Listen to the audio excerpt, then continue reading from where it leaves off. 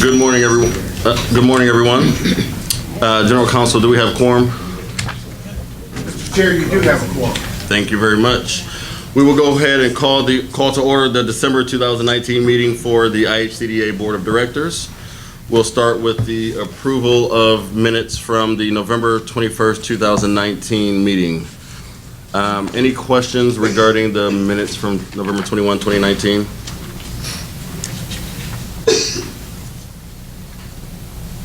Hearing none, I'll entertain a motion. So moved.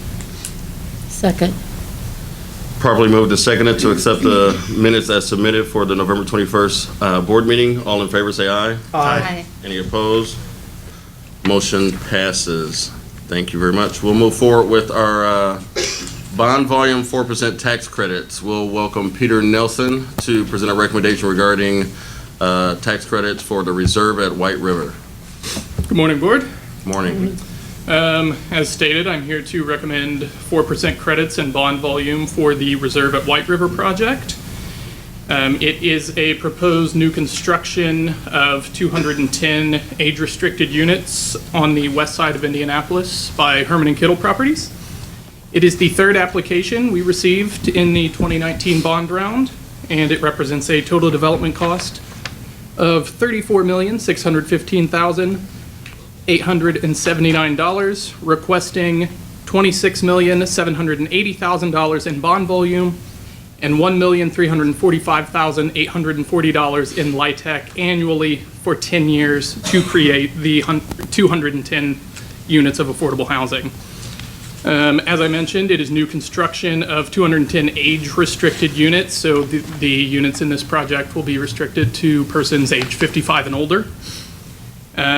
It contains a mix of unit types, so there's going to be two large multifamily style buildings and then about a dozen or so cottage style buildings around. So the tenants will be able to choose if they want to live kind of in a more apartment style or more independent style living, and allow everyone there to kind of age in place.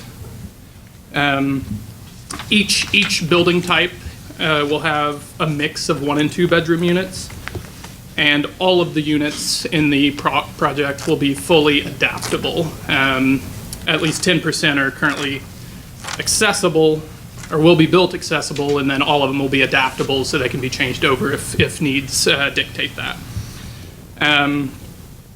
The project located on the west side, close proximity to several retail amenities, healthcare access, education stops that we review in our application, as well as a bus stop located on site. So quick trips right into downtown or wherever they need to be.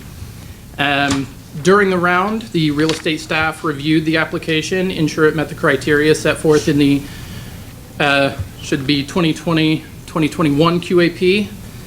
Additionally, on October 9th, the applicant was given an opportunity to present to the real estate and executive staffs to present the final project to us. Some of the key performance indicators that we're tracking, just wanted to put forth that not including this project, if awarded through the bond round in 2019, we've approved over 2,300 units through this round. So very, very effective use of credits and creating affordable housing in the state. So if this project's approved, we'll be over 2,500 for the year. All in all, after the presentation, the real estate staff is confident recommending the full amount of bond volume and credits that I had stated for this project. I'll take any questions at this time. Board, do you have any questions? We'll hear your resolution. Staff respectfully requests the board approve the following resolution. Resolve that the board approve awarding $26,780,000 in bond volume and $1,345,840 in annual LIHTC to the Reserve at White River LP for the Reserve at White River according to the terms of the 2019 AB application round as recommended by staff. Thank you, Peter. Is there a motion? I move to approve. Second. We have a resolution and a motion and second to approve the tax credits as submitted by Peter.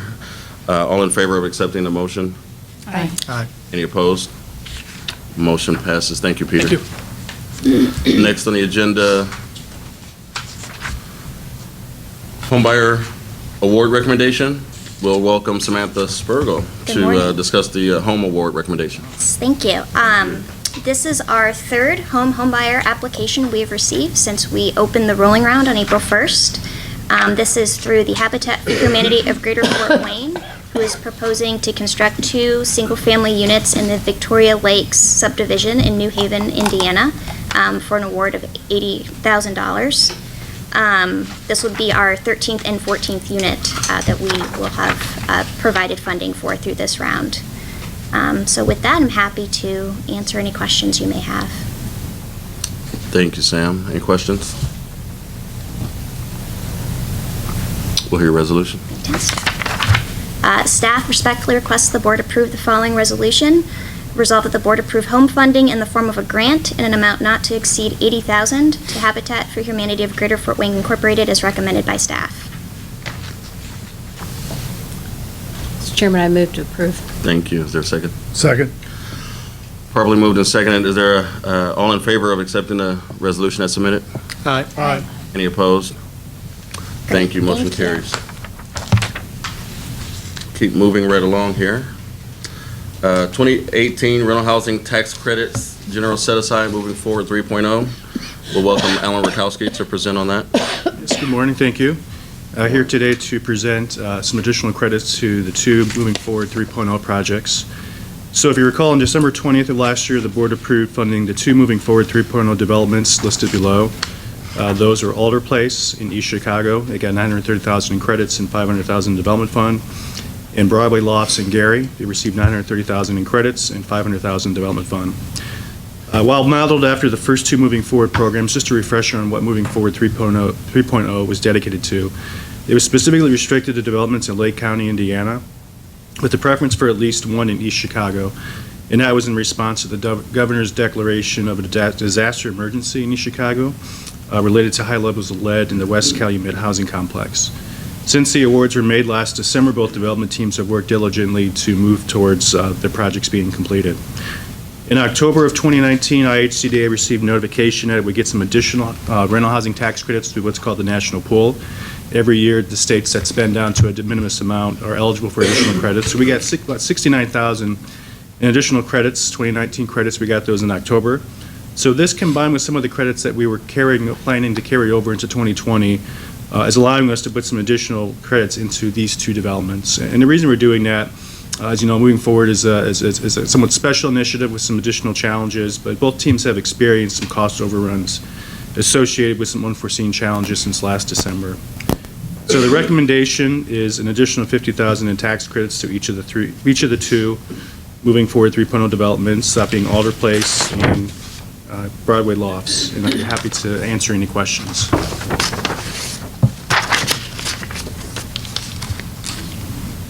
Just a comment to say thank you for considering this initiative and for the IHCDA pulling together the opportunity to help turn around the situation in West Calumet and East Chicago. When we first came in, it was one of the highest priorities and biggest issues that faced the administration, and that disaster declaration, and to be able to be on the tail end of actually having completed, moving forward with getting folks out of the district, out of that area into some safe zones, and just try to put some housing back in there. It's been a big success from our standpoint with doing the right thing and making sure we took care of the problem that was facing us. So thank you guys for putting this back on the table. Thank you, and thank you for considering this request today. I think this will definitely help them stay on track to make that impact. Thank you. Any questions from the board? Yeah, Comments? I was just going to mention one other thing. You know, for the last year, we've been having, I think it's about bi-weekly calls with both development teams. So we've been aware of some of the challenges they've been experiencing, and we've been challenging them to continue to identify other resources, non-IHCDA resources, to try to fill this gap that they have on some of these costs that were unforeseen, you know, just over 12 months ago. But we have diligently been working with both of these teams and being aware, and they've been doing a good job of keeping us up to speed every other week on where they are in their progress. So I just wanted to make the board aware that this is something that we've been fully aware of now, and that we will continue to be engaged with both development teams on a biweekly basis and make sure that we have open lines of communication. So. Thank you, Jake. Go ahead, Mark. Well, does this then take care of the cost overruns? Is the plan now back into where it's fully funded? Correct, yes. This addresses those cost overruns. Any other questions? If not, we'll hear your resolution. Okay. First resolution, staff respectfully requests that the board approve the following. Should I do one at a time, or each of these? Yeah, Okay. let's take them separately. Okay. Resolved that the board approve an additional award of LIHTC in the amount not to exceed $50,000 to UPD Alder Place LP as recommended by staff. Thank you. So moved. Second. All in favor of supporting resolution? Aye. Any opposed? Motion carries. Next one. Resolved that the board approve the additional award of LIHTC in an amount not to exceed $50,000 to Gary Broadway Lofts LLC as recommended by staff. So moved. Second. All in favor? Aye. Any opposed? Motion passes also. Thank you, Alan. Okay. Next on the agenda, recommendation regarding affordable housing and community development fund loan for Crossroads Village. Yes, so on November 21st, last month's board meeting, the board approved an aggregate award of development fund in an amount not to exceed $1.5 million to 3 developments as part of the 2020 low-income housing tax credit awards with IHCDA financing. Due to an oversight, a $500,000 development fund award to a 4th development, Crossroads Village in Seymour, was left out of the recommendation and resolution. Crossroads Village did receive an approval of its LIHTC award last month. The developer did submit all the required information to document the request for the development fund, and the deal was underwritten with the development fund as part of it, and was taken into account that it qualified for this funding. But due to oversight, it was not included on the resolution last month. So the purpose of this is to come back today to ask for $500,000 to Crossroads Village LP for their tax credit project. I'd be happy to answer any questions. Any questions from the board?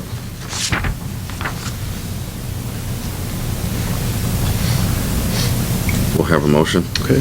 Staff respectfully requests that the board approve the following resolution.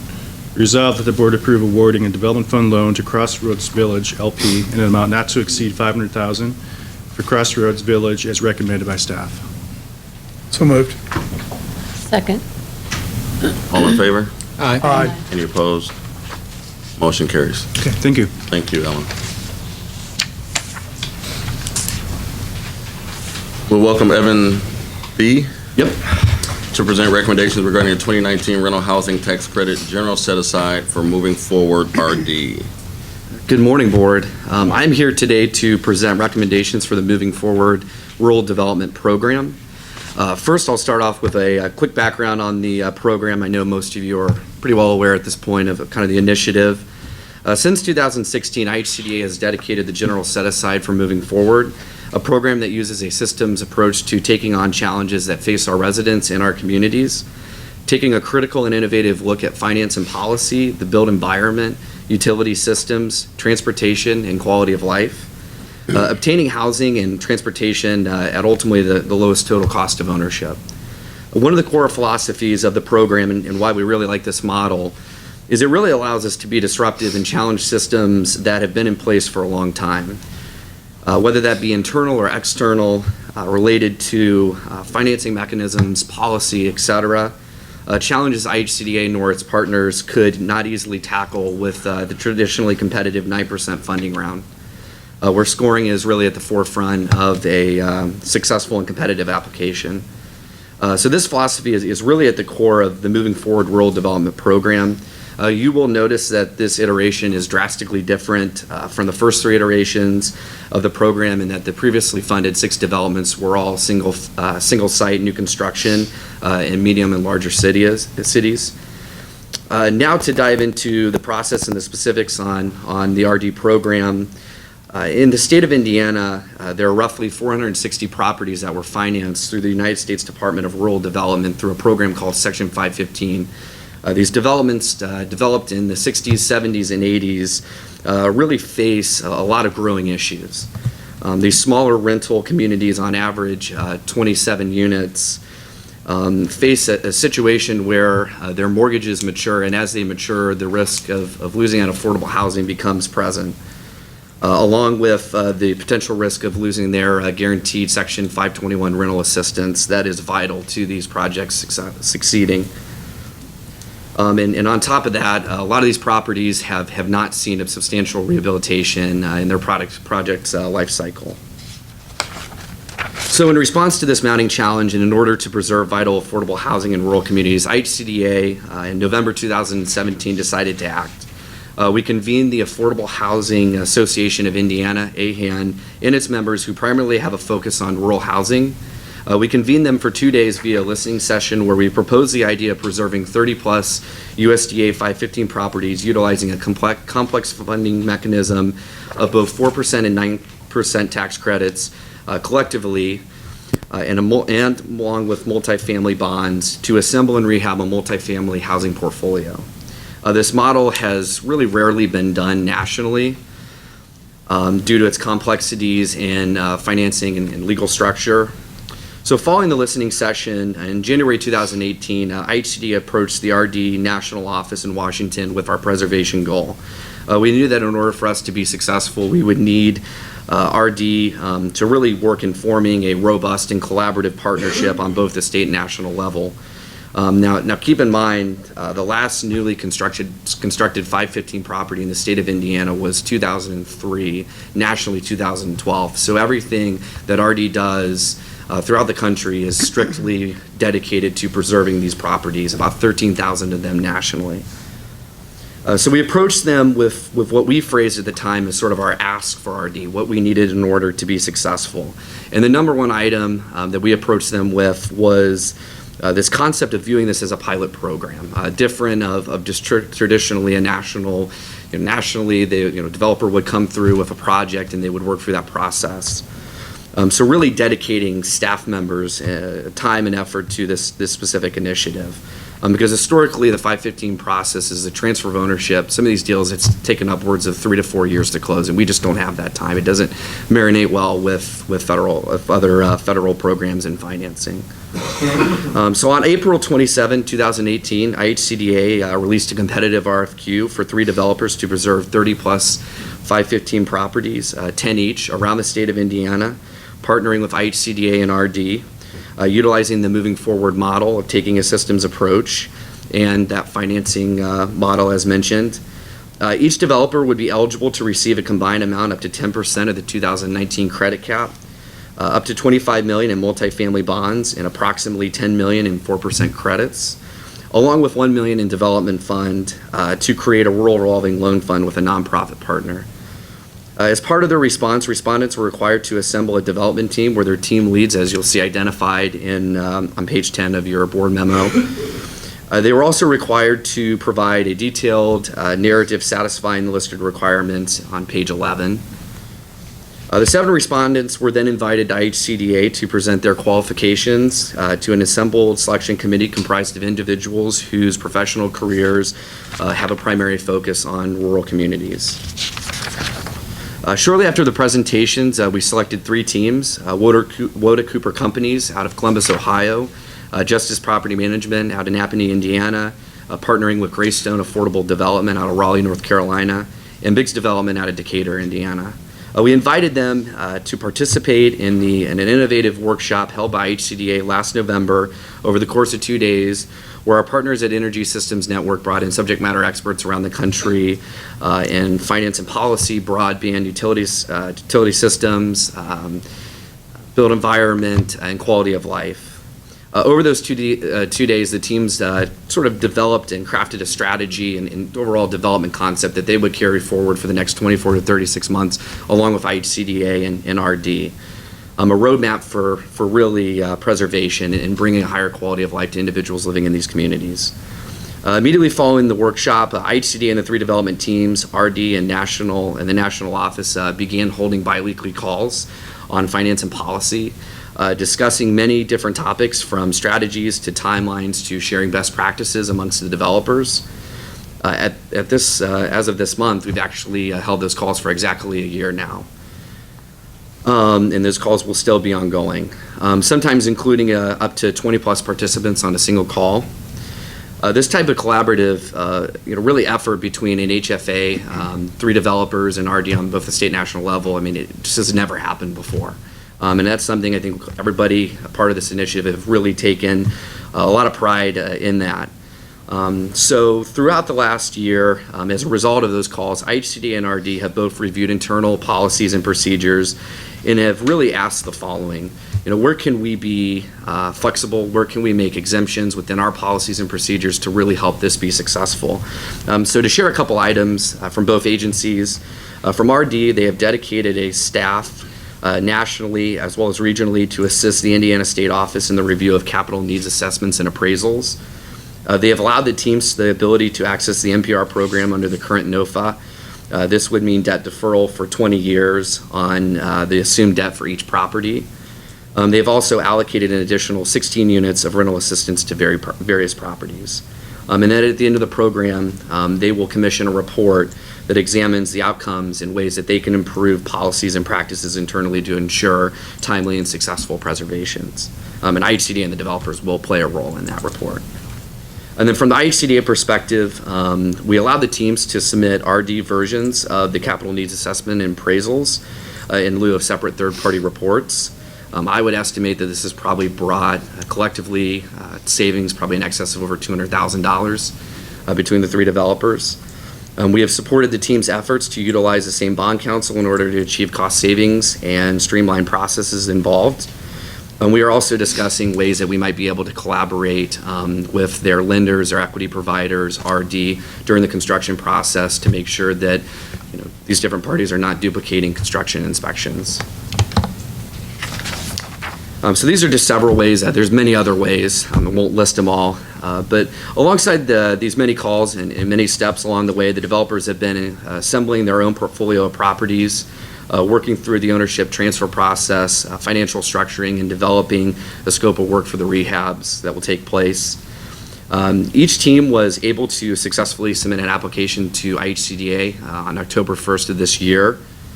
Following the submission, the Tax Credit Review Committee completed reviews of the applications under the 2018-2019 QAP, checking for threshold completeness and scoring.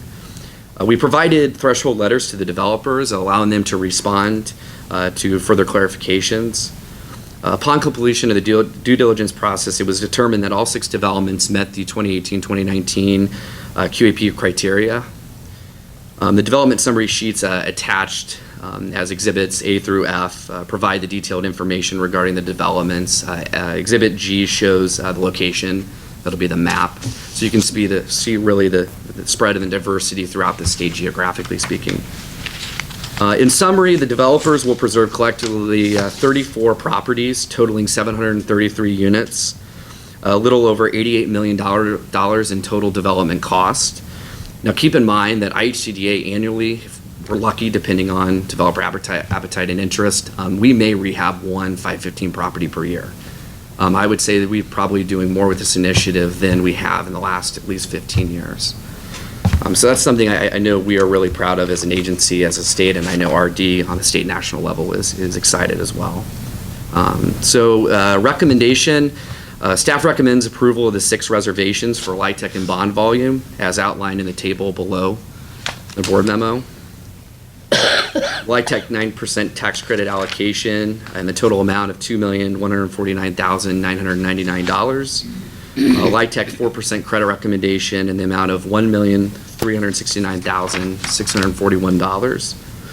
And then overall bond volume amongst 3 developers of $33,425,000. And at this time, I'd be willing to answer any questions. Thank you very much, Evan. Any questions from the board? Comments? Evan, I think it's a great program. I would be remiss, being from Southwest Indiana, if I didn't notice the map and notice one big hole in the state of Indiana. There's none of these projects in southwest Indiana. So I hope as the future proceeds, we can Yeah, yeah. no, work with one of these developers. It looks like Greystone is in southern Indiana. There's a big hunk of southwest Indiana completely left out. Yeah, we'll definitely continue to explore ways in advocating for this model with developers, utilizing probably more the 4%. Can't speak to what the future is of the general set aside. One thing, these developers, when they acquire these properties, some of them have ownership share, but they also have other stakeholders in these developments. So when they're buying out the limited partners, it's a big aspect of it. So that has sometimes a geographical impact on where these projects are located based on where their offices are headquartered out of. Any other questions, comments? You have two. I was just going to say, I just want to thank the team with Evan, Alan, Matt, supporting us with this. This is a huge undertaking for our agency. We've never taken anything like this on before.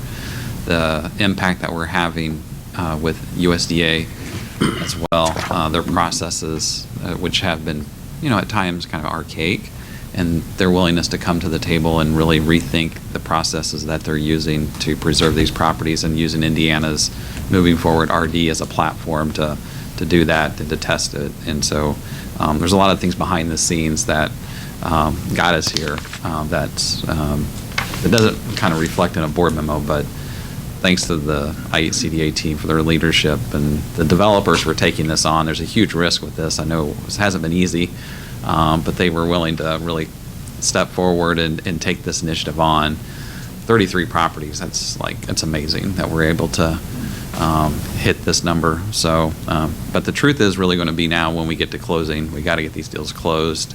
That's the next big step for us, and we'll make sure we get there. But everybody's been supportive and just really proud of the work that's being going on across many different areas. So, I'd be remiss not to mention that there's been a lot of attention nationally from coast to coast, different conferences. We've spoken state and out of state on this model, and have had other HFAs reach out to us kind of asking what we're doing. So it's been exciting to kind of share our story.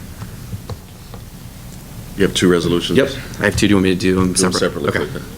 Staff respectfully requests the board approve the following resolutions. Resolve that the board approved an aggregated award of 9% LIHTC in an amount not to exceed $2,149,999 to Biggs Moving Forward RD9 LLC, RD Moving Forward LP, and WC Moving Forward RD 9% LP, as more particularly identified in the development sheets as recommended by staff. So moved. Second.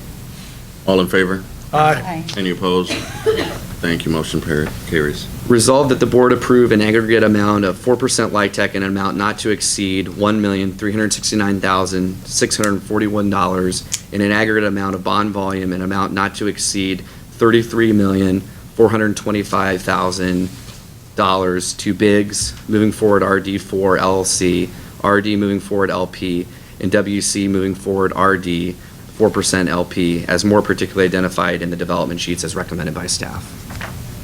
So moved. Second. All in favor? Aye. Any opposed? Motion also carries. Thank you, Evan.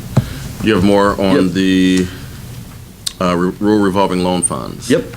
Yeah, so now I will make a recommendation for development fund in relation to the Moving Forward Rural Development Program. Try to keep this short. So starting off with a little bit of a background, as many know, rural communities are often at a disadvantage when it comes to raising capital for housing projects. At times it can be difficult for projects to utilize conventional financing and obtain funding sources. Due to competitive funding rounds, where scoring is again at the forefront of a competitive application and ultimately receiving an award. So in response to this challenge, IHCDA, as part of the Moving Forward RFQ for RD, we have set aside $3 million total in development fund to create 3 rural revolving loan funds, with each fund receiving $1 million. And the main goal of these funds is to increase the availability of funding for rural housing initiatives across Indiana while increasing the capacity of nonprofits that have a focus and mission in rural communities. These rural funds will be managed by nonprofit organizations that have been selected by the Moving Forward RD teams, not pre-selected by IHCDA. Now to discuss a little bit of just background on the process. This past summer, the teams proposed their nonprofit organizations to IHCDA. We then vetted the nonprofits based on capacity, on experience, and their overall mission, making sure that they don't just have a current mission on rural communities, but also a future mission as well. The nonprofits were then required by HCDA to provide a signed board resolution approving their participation. Through the coming months, the nonprofits continue to engage IHCDA and their development partners on structuring the initial loan of $1 million that would actually go to the Moving Forward RD portfolios with the developers. So we worked to ensure that the funds ultimately would revolve in a timely manner so that they could reinvest these funds back out into communities. Along with developing the loan terms, the nonprofits worked with establishing sort of their mission of the fund, eligible investment activities, proposed loan terms, proposed committee that will have oversight of the fund. So in summary, IHCDA will seed each rural revolving loan fund to the tune of $1 million in development fund that will be loaned to the developments as a soft loan. Once repaid, the funds will recycle back into local rural communities. The activities carried out through repayment will be at the discretion of the nonprofit. The nonprofits will be required to report fund performance to IHCDA on an annual basis. IHCDA will provide technical assistance to each organization to ensure activities are eligible under the Development Fund program. IHCDA will also assist in defining underwriting standards for each fund and will certify that the funds meet the agency's original intent of serving rural communities. So staff recommends that the board approve the awarding development fund loans in an amount not to exceed $1 million to each of the 3 nonprofits listed in Table A below to establish 3 rural revolving loan funds. The nonprofit partners, La Casa Inc., they're a smaller nonprofit out of Goshen, Indiana. Hamilton County Area Neighborhood Development Inc., they are out of Noblesville. And then High Performance Government Networks, HPG, is located out of Fort Wayne. At this time, I'd be happy to answer any questions. Any questions from the board? We'll go forward with your resolution.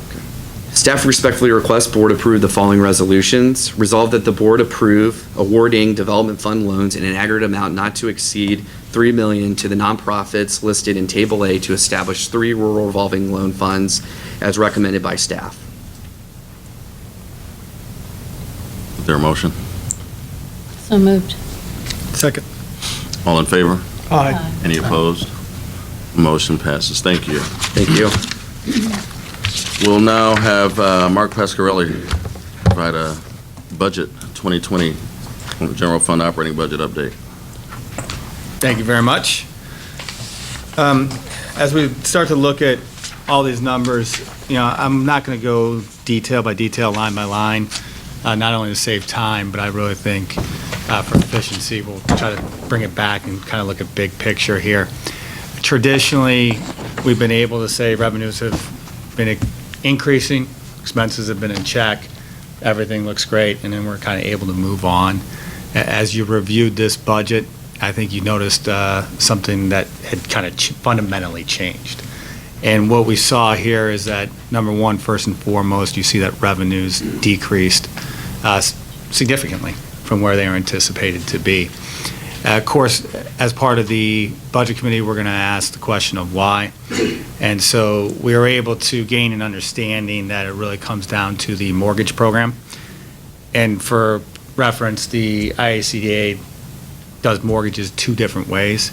We have our single-family plan where we actually basically go out and we issue debt, and then we take the proceeds from that and then we loan that back out.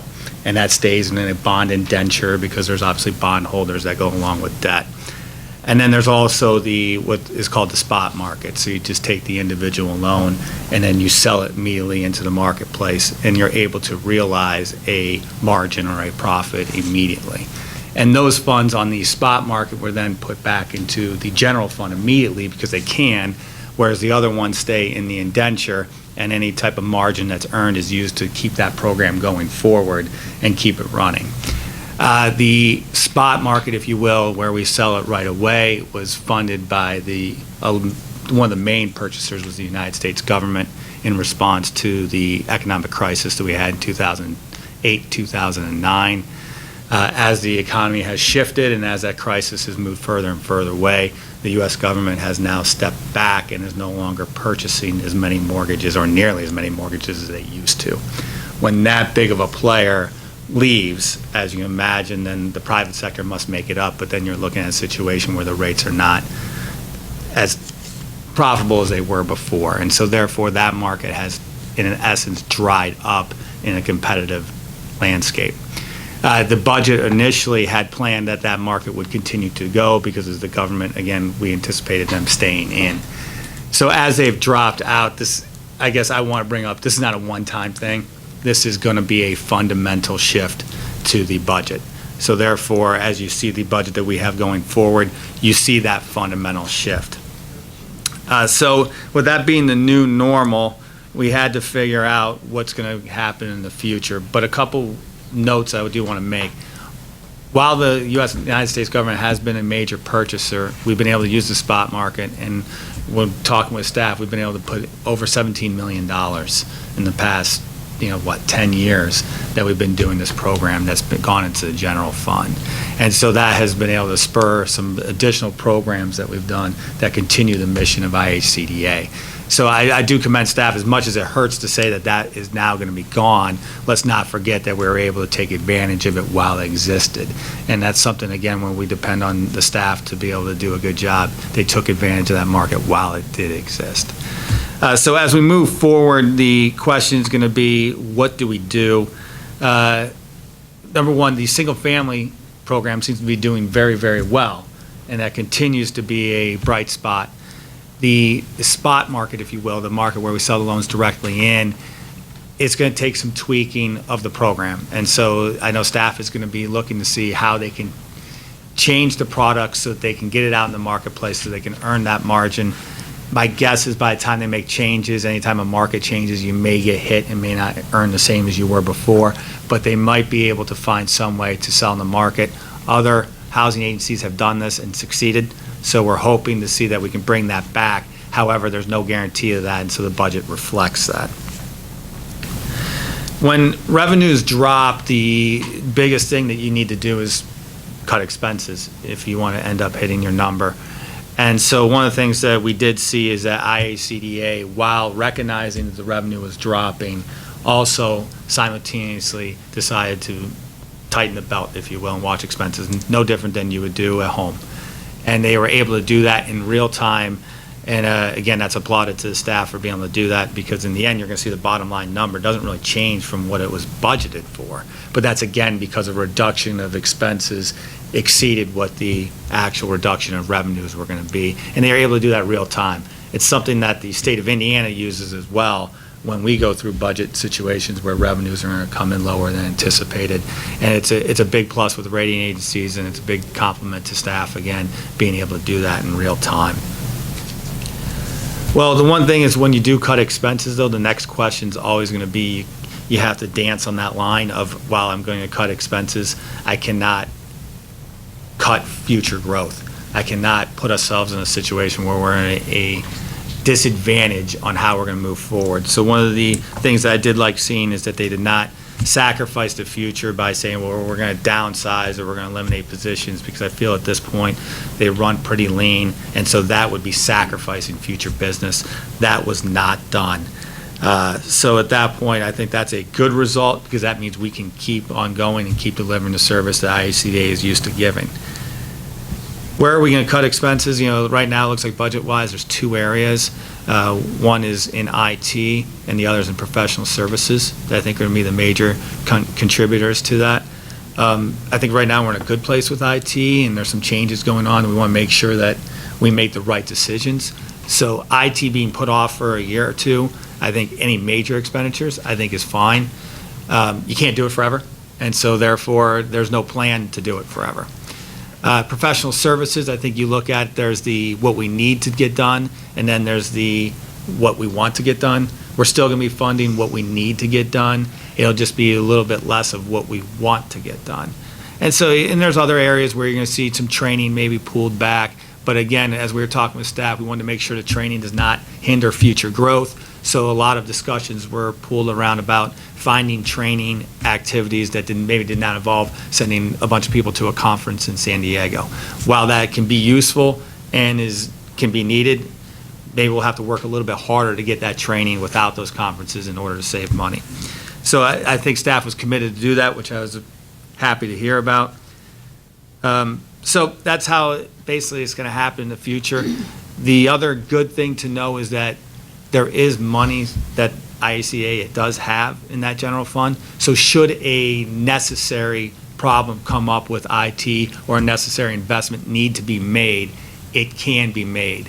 And so I think that's another testament to where IHCDA and the board and the staff stands, is because we're in such a strong financial situation that while we're trying to budget correctly, if something does arise, we do have the money to take advantage of either that opportunity or dispel a threat that comes our way. So if you look at the overall budget, I mean, that's basically what you're going to see reflected. I do have a couple things I did want to mention. You do see the revenues being reduced. I've already kind of explained that. When you look at the operating expenses, you do see depreciation expense being done, and that's nothing more than an accounting change of what used to be an expense now having to be amortized, the building and the floor and the equipment now on the balance sheet, just the changing of accounting rules. I've already talked about IT and the professional services. And then the last one I'll talk about is program contributions, because it's going to be a perfect segue to not only discussing that issue, what you see is a difference in the budget, but also segueing into what are we going to do in the future. Program contributions, you see jump up significantly. Those are not actually new costs. Those are costs that would have already existed in the above lines. But what staff is trying to do is really focus hard on how do we maximize every single federal dollar we can that comes back to us in some sort of a match program. And so you're seeing them put as much money as they possibly can onto the programs, maximizing the match they get from the federal government. And of course, whatever does not get matched will then come through all the program contribution accounts. And then obviously that'll be a general fund, expenditure. And again, what you're seeing in that program contributions is we don't give you a full budget with all the different federal programs, because that would be a mammoth budget. We roll that up in one line up and through the general fund, because we feel that the board probably wants to focus mostly on the general fund. So with that, what that puts us in a situation is, if you can see the bottom lines and what we look at as the net result from operations, at least what I focus in on. And so you do see that it is going to be coming down due to the fact of the revenues decreasing. But again, because of the tightening of the belt, we're not going to be in a situation where there are red flags being thrown all around. And in fact, this is a normal course of business, as most people know, whether you're in the government or private sector.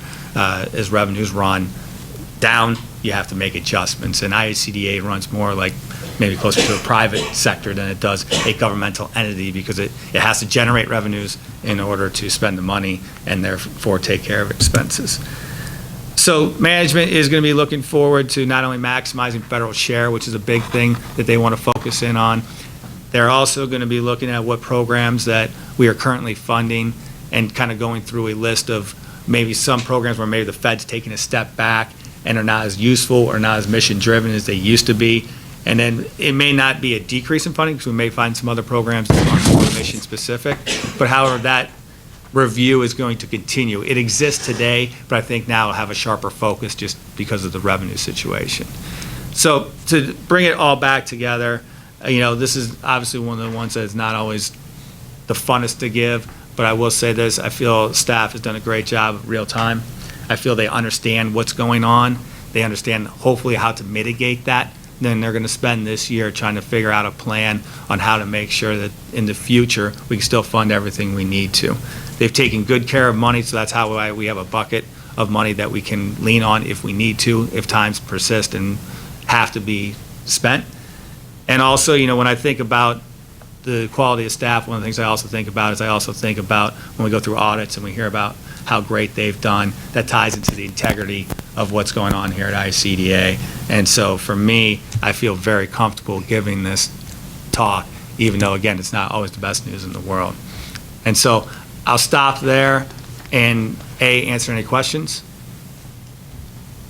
Thank you and the Budget Committee for putting that report together. And the explanation and analysis shows a lot and helps to reinforce the important duty that IHCDA has in managing those funds and building themselves up in order to be able to operate and spend, not just kind of relying on state appropriated dollars and such. So, any questions from the board? If not, we will hear a resolution. Resolved that the board approves the proposed 2020 budget attached here too as Exhibit A, as recommended by staff and Budget Committee. All in favor? Oh, is there a motion? So moved. Second. All in favor? Aye. Any opposed? Motion passes. Thank you again. Is Brad here? He is, he's right back there. I couldn't see him back there. We will have a marketing communications update from Brad Meadows. He's been hiding in the back. Behind the podium, at least, for me. Well, good morning. I won't be asking for any money. I think you guys have given a lot of resolutions so far, so mine is merely an update. Before I jump in, I just want to thank the board for the opportunity to share. And before I get started, I do just want to introduce the team. So in addition to myself, we also have Brian Phillips and Teresa Turner. So as I share these updates, understand that it is certainly a team effort, not only with the three of us, but with working very closely with program staff across the agency amongst all levels. So here at IHCDA, as you know, we have over 30 programs, close to 90 staff members. So we get an opportunity to work with each of our program divisions. So I want to just go through briefly some of the main functions of the marketing and communications team here at IHCDA. I won't talk in terms of pillars, but they're kind of our pillars or buckets as we think in terms of marketing and communications here at IHCDA. The one thing that we really focus on as an agency, because we have so many programs and divisions, is consistency. So as you see throughout, not only in consistency in the way we communicate, how we communicate, but with the branding as well. So I'm going to just briefly touch on each of these buckets and certainly want to provide an opportunity for questions as well if you have them. So as we think in terms of the website, I just want to talk briefly about some of our top web pages. Just so you're aware, these have been somewhat consistent as we've thought, as we've looked in years past. So those are our top 5 web pages. What's been interesting, and I'll explain more why this is the case, single family, as you can see, has a large amount of page views, and that's been different. Typically, it's been LIHEAP or energy assistance, Section 8 housing choice voucher have traditionally been our top or most visited web pages, but we have seen a huge increase in our single family web traffic. These 5 pages account for about 35% of our website activity. So Brian Phillips, as you saw pictured a couple slides previously, he manages our website and works very closely with program staff to definitely make sure those 5 pages are updated regularly, but as well as our other websites and web pages. So this year we embarked on a challenge. The strategic plan called for us to look at the website and to look at specifically the ease of navigation. So currently we have 5 separate web pages. They all have a specific audience. There's specific stakeholders for each one. That's why they're separate. The main goal of this team was to create one website here at IHCDA, one landing page where someone can go, whether they know a lot about IHCDA or nothing at all, and find the information that they need about the agency. So Matt Rayburn, our Deputy Executive Director, headed up a cross-departmental team that focused specifically on the website. One of our goals was to first identify if we could remove or combine existing web pages.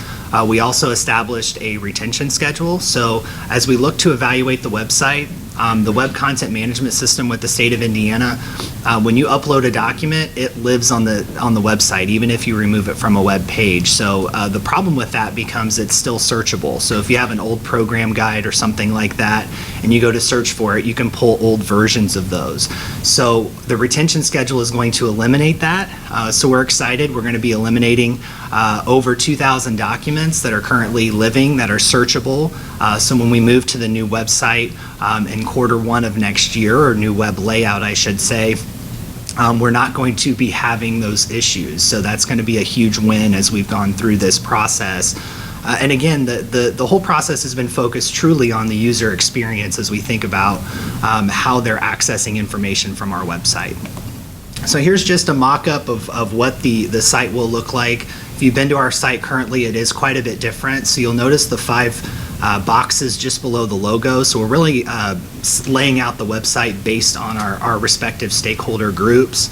If you do see the language in the following slides, it is in Latin. This is a mock-up, so I trust it will be in English when it is released, but we will be testing that site. I touched in with the state's Office of Technology. We're about 85% complete, so we will have the website team reviewing the site, as well as getting some feedback from partners before we do make the switch. We definitely want to make sure this site is as accessible and user-friendly as possible. When we were going through this process, we had the opportunity to, as a quasi-state agency or state governmental entity, we could have moved off the IN.gov platform. We decided to stay on it for a couple of reasons.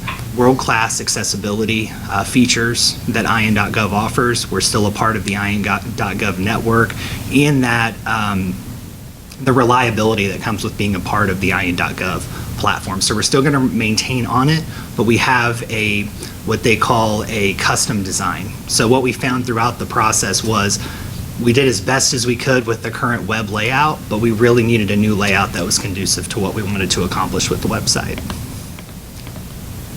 As far as traditional media, one partnership I want to highlight is with the Indiana Broadcasters Association. So we have been a PEP sponsor for the last 3 years. This allows us the ability to have continuous play of our single-family program ads across the state of Indiana.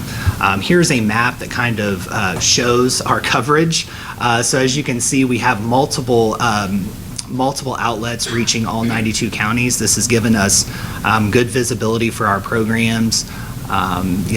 Overall in 2019, we've had over 50,000 views of our ads across the state. And again, it's been primarily with our single-family programs and promoting those and getting individuals aware that we do offer these programs so they can contact one of our participating lenders.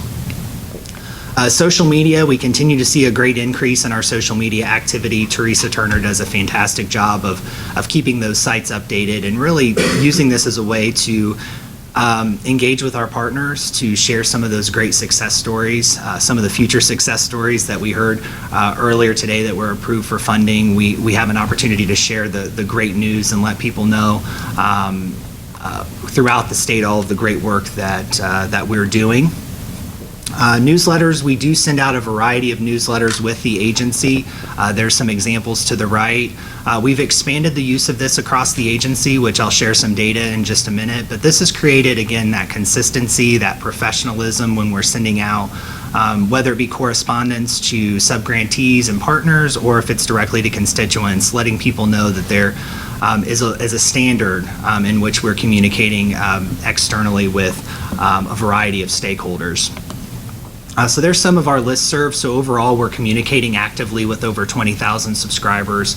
That first number is very exciting. I can't wait to explain a little bit more about our communication directly with potential home buyers. As well, one that I want to point out as well, we have an RFQ list. So a couple years ago, we established a list. So anytime we have an RFP or an RFQ, we do send it out to this specific list of individuals and organizations that have requested to receive those. So this, in addition to just posting those on our website, it does really our due diligence to make sure that parties are aware of these opportunities as they become available. Some of the data, so we have sent over 300 bulletins in 2019. The engagement rate is very interesting, so that's people, the subscribers that are actually opening the messages, which it's surprising if you don't do this work, knowing that the average is only about 20 to 21% of people actually opening up messages when you send them. So we're certainly very excited about that number, although it may appear somewhat low. over 320,000 impressions. The network impact is an interesting one. So we have worked with GovDelivery very closely. When you subscribe, many state agencies use the GovDelivery service to send out newsletters and bulletins. When an individual goes on and subscribes to another state agency, they're given recommended other lists to sign up to, and our agency is on that list. So we've been able to see a big uptick from individuals and partners that have gone on and subscribed to receive updates from other state agencies and have seen our newsfeed and have also subscribed to that. So the portal, this is very, very exciting. So in April of this year, we embarked on a new partnership with GovDelivery and a campaign designed specifically to communicate directly with potential home buyers. So really the thought behind this was we wanted to kind of serve as a concierge for interested home buyers in Indiana, providing them a list of resources, kind of guide them through the process. So beyond just utilizing our programs through a participating lender, but actually provide them information that is needed. I mean, a majority of these individuals that we're communicating with are first-time home buyers, so understanding that we're a reliable source for information, and it's certainly been a great experience for us. So far, we've had over 7,500 people that have made it to our website, have signed up, and are actively receiving updates through the portal. So how this process worked, these are a lot of beautiful graphics, I know, but I won't go into too much detail. Part of it was really mapping the user journey. So we really wanted to determine what our two personas were, and that is individuals that have a 640 credit score or higher, so they would be eligible potentially for one or more of our home buyer programs, and those folks that are under a 640 credit score, giving them some information as well, but guiding them on a little bit of a different journey. So we did that. We identified some characteristics for each of those two persona groups to, again, make sure we're getting them the type of information that they need. And then we developed some specific framework for how that messaging will work. So here's just kind of a brief split out of those two persona groups. As you can see, the one on the left, the 640 and higher, ultimately we want to get them connected to one of our participating lenders as they would appear likely to be eligible to purchase a home. The one on the right, so individuals that would be under a 640, we want to make sure that they still are aware of our participating lenders. We're certainly not shying them away, but we also want to provide them with resources on how to raise their credit score, how to save for a down payment, some different other options that are available to, again, kind of shepherd them through the home buying process. So far, some of the data that we've gotten, we have, again, a 41% open rate, which, again, the industry average is in the 20% range. We're seeing about 11% click rate, and we've got, again, over 7,500 total subscribers. We're seeing, on average, about 600 new subscribers every single month. They're sent out weekly, so we have, again, a user journey mapped out that, again, is adjusted based on the level of engagement for each subscriber. So each individual is not receiving the same type of messaging. They really kind of opt into what type of information they like. We've used A/B testing, so we've made adjustments to the same group by adjusting the subject line, the time of day we're sending it, to really optimize when and how we're sending those messages. Publications, so we do have IHCDA, the magazine. We continue to issue that every quarter. So in addition to it being an online magazine, we also print copies of them as well. We mail them to a variety of partners as well as individuals that are featured in the magazine. We really have made adjustments to this publication over the last 12 months or so to make sure that we are truly making this a publication that highlights best practices across all of our programs, and really the highlight is on a lot of times our sub-grantees. It's not us specifically, it may be IHCDA, the magazine, but it's really highlighting our partners, highlighting constituents that have benefited from our program, and we really hope that this has become an industry publication versus an IHCDA publication. Our annual report, we released our 2018 annual report last February. We are planning to release our 2019 annual report next month. We've worked very closely with a variety of folks throughout the agencies. We're very excited to share that with each of you in the next couple of months. Finally, events and outreach. So part of the role of the marketing and communications team is not only to track events, but to support our program staff as they are going out to different events and trainings. We participated in over 150 last year as an agency, which was more than we did in 2018. And then again, these are wide-ranging, as you can imagine, and we certainly encourage participation and try to find opportunities for staff to get out of the office and see some of the projects and some of the work that's really going on out there in the communities. Some of our 2020 projects, so as we look at the strategic plan, a couple areas that I'm really excited about as we flip the calendar over. We're going to continue marketing our homeownership programs, as I shared, so really building on the success that we've seen so far. We've also worked with our community programs division on some standardized materials for both our energy assistance program and weatherization programs, working a lot with subgrantees in those programs to make sure that there's a consistent message and that we can support them as they're marketing those programs locally. Along with that, we really want to do some more targeted outreach. So as I shared with the public education program, that really is a kind of a scattershot approach. I mean, we're hitting all 92 counties, but in 2020, the focus is going to be really hitting those housing markets, specifically on the single-family side, that's going to be more conducive for us. And 2.3, expand communication. Again, continue to standardize marketing materials for our subgrantees, and then we've implemented a new marketing plan template. So now we have some consistency as different groups have marketing plans that they need to develop, whether it be a federal requirement or just a requirement that they would like to have. We certainly support them on that. So that said, I will open it up for any questions. Thank you, Brad, and to the entire marketing and communications team. Any other questions from the board? Thank you. Thank you very much. We'll have an executive update from Director Sype. Thank you. First, just want to mention over the summer, and actually started in the spring, several groups within the housing industry have been getting together and just really working towards developing and understanding the current housing market within the state. It was loosely formed, and they were meeting every month. We have taken a leadership role with this group and have created the housing working group. What has come out of that in those conversations is to create a statewide housing study. And IHCDA is currently in the process of drafting an RFP that we will go out with to take a deeper dive across all 92 counties and at a statewide to have a better understanding of where we are as a state with our housing inventory and our existing housing stock.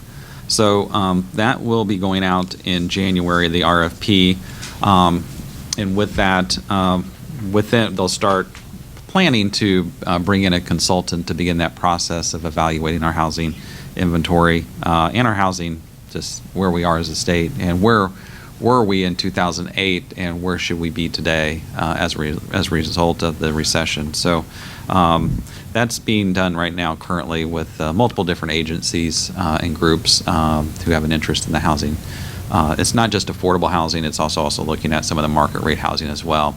The groups that we're working with them to also help us with funding and to finance this endeavor. So while IHCDA will also be making a contribution fiscally, we're also looking to leverage that with our other stakeholders who are interested in this data and this evaluation as well. So I'll be able to provide you with more information as we get into the RFP and as we get responses and who we select. So when we make that selection, obviously that will come to the board of directors probably in March or April with a recommendation of who will be selecting to take on the housing inventory study. So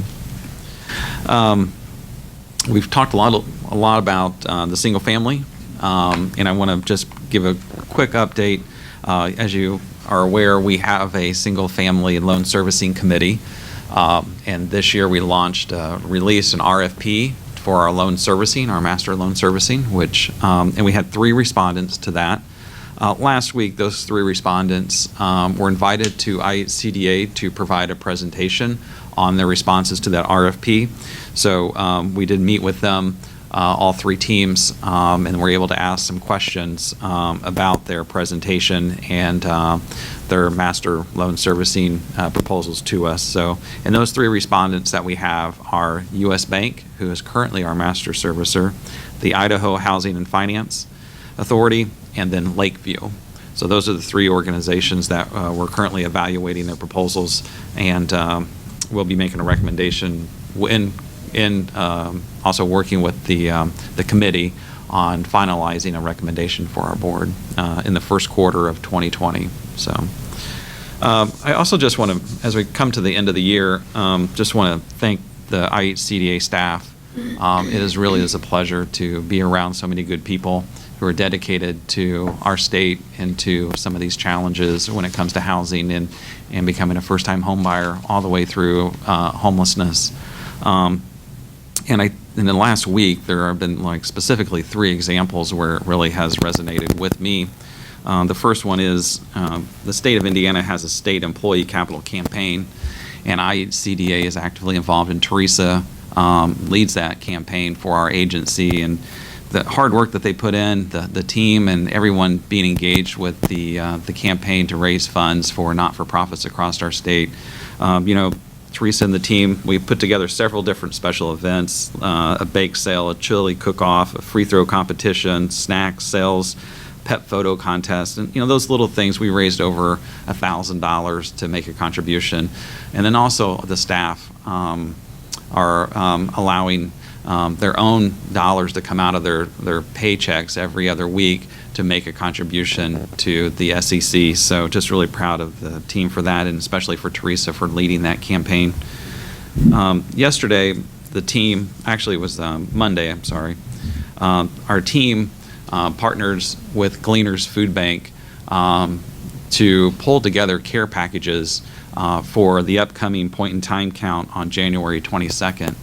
And we had, I think, about 16 staff go to Gleaners to pull together these 1,500 care packages, which will be distributed here next month. But the packets this year are backpacks, drawstring backpacks, socks, granola bars, water, toothbrushes, toothpaste, Kleenex, and soap that are going to be handed out to folks on the streets as part of the point-in-time count through the 14 regions around our state. So there's also some additional information in there related to the Indiana Housing Now website, which you can go to find available units, and also the importance of the upcoming 2020 census count. So there's some more information in there on that. So I just want to thank all of our volunteers here at IHCDA who really contributed their time to help pull together those care packages as we get ready for the point-in-time count. And then lastly, I just want to mention Deborah Swinson and Dave Pugh.